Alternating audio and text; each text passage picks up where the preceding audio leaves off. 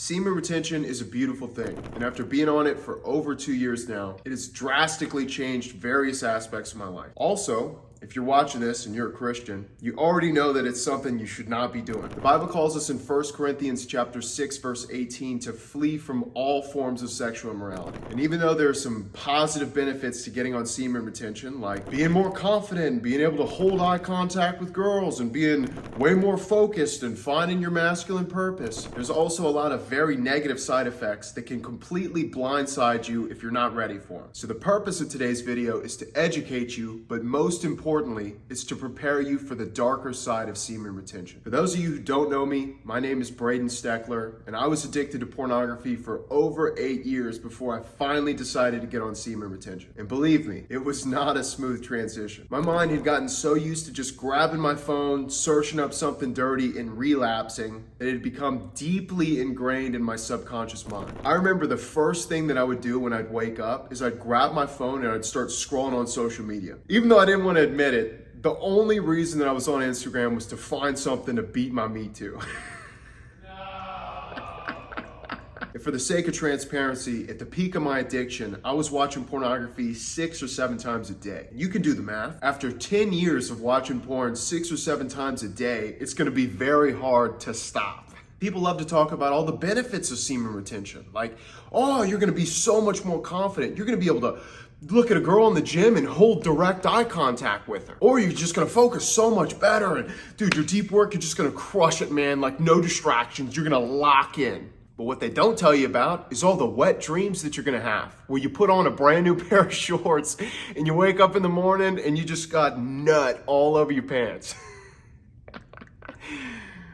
Or how you're gonna have all these manic episodes where you just pissed off for absolutely no reason. Another thing that you're not gonna realize while you're still addicted to pornography is how over-sexualized our world is. It's kind of like whenever you're in a toxic relationship with a girl and you're fighting with her and you guys are cussing each other out and you're having all this sex and you think things are going great and that it's normal. But actually, from the outside looking in, it's just a toxic relationship and you guys are destroying each other. It's the same thing whenever you're struggling with a pornography addiction. And whenever you finally try to break free from it, and you're like, oh, I'm not gonna watch this stuff anymore. I'm gonna start to guard my eyes. I'm gonna watch out for what I look at. You'll start to pick up on how bad things really are. Like, you can't look at anything or go anywhere without seeing a pair of cheeks. You could be on Instagram, cheeks. You could be going to the gym, cheeks.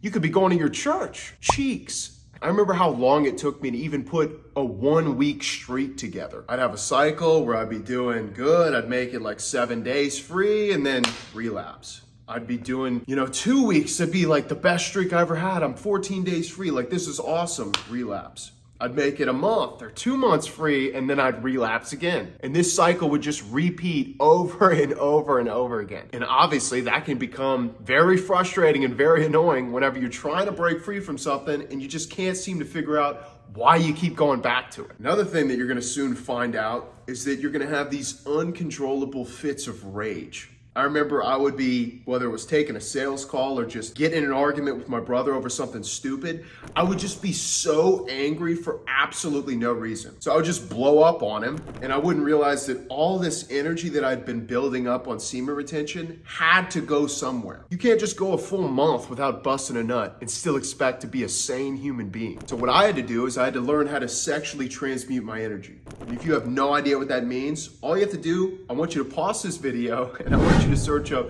Mike Tyson sexual transmutation. And you're gonna see a ton of videos about him explaining like the science of everything. And I'm not a nerd, so I'm not gonna explain like the autistic detail of it to you.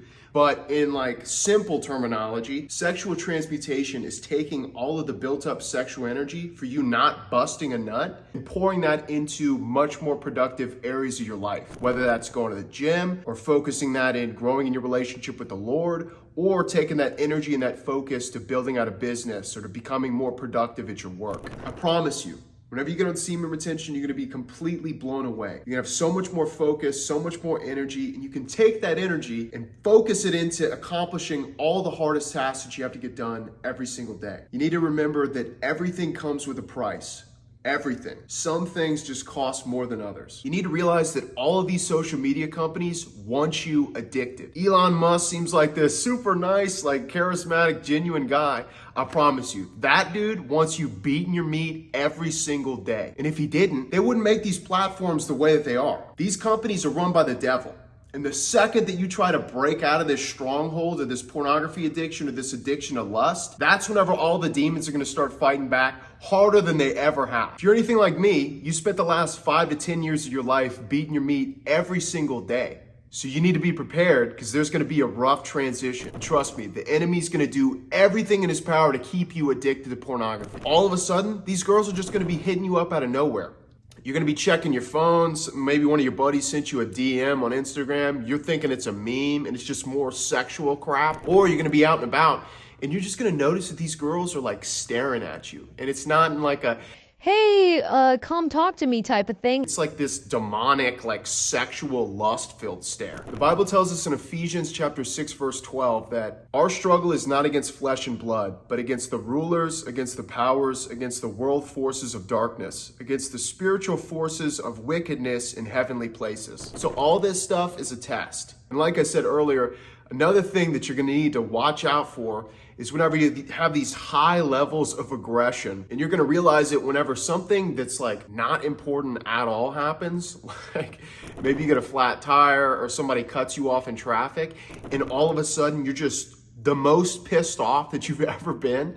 And you're going to feel like you can't control the anger. But it helps a lot to realize that this is coming from the semen retention. And all that energy is just building up, and it's your body's way of telling you that you need to release it. You need to realize that for the last decade, you probably busted 4 or 5 nuts a day. And you're going from watching all this porn or hooking up with your girlfriend to doing nothing at all. You think all that energy is just going to vanish? No, it's staying inside of you. So you need to learn how to use it productively. Focus on the most important tasks that you need to get done every single day, whether that's in your business or going to the gym or in your relationship with God.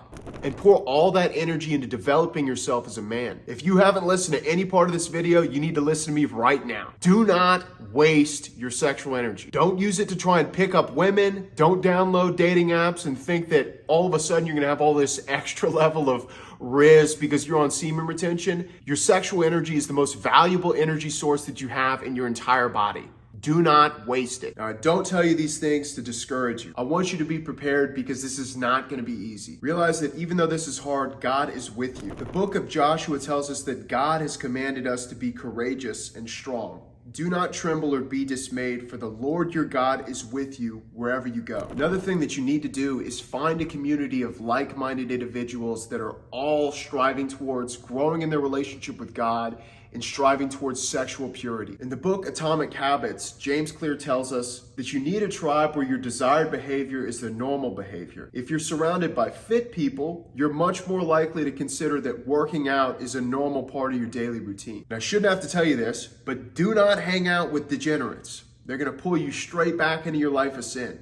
So I know it might not be easy, but cut off all the screw-offs and replace them with people that go to your church, people that go to your gym, people that are actually trying to be better Christians. The Bible tells us that iron sharpens iron. And if you really struggle to find other Christians that are all on self-improvement, click the top link in the description and join our free Christian Discord. The best piece of advice that I can give you is that the best things in life do not come easy. Like I said earlier, they often come with a high price tag. And that price tag is going to involve a lot of discipline, hard work, and consistency over a long period of time. James chapter 1 verse 12 says, "Blessed is a man who perseveres under trial, for once he has been approved, he will receive the crown of life which the Lord has promised to those who love him." So stay sober, stay vigilant, focus on purity, and allow the Holy Spirit to guide you on your semen retention journey. Believe me, if God can set me free from an 8-year-long pornography addiction, he can do the exact same thing for you. I know you're enjoying these videos, especially if you made it this long, so go ahead and watch another one. Take action on this video. Your future self is counting on you. I hope that God blesses you, and I'll see you in the next one. Peace.